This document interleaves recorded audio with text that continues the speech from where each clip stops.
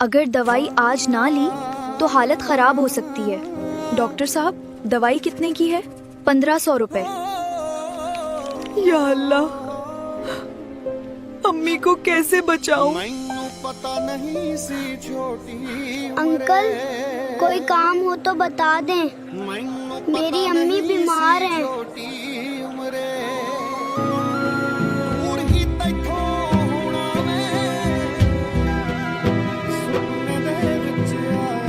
ये लो 1500 रुपए।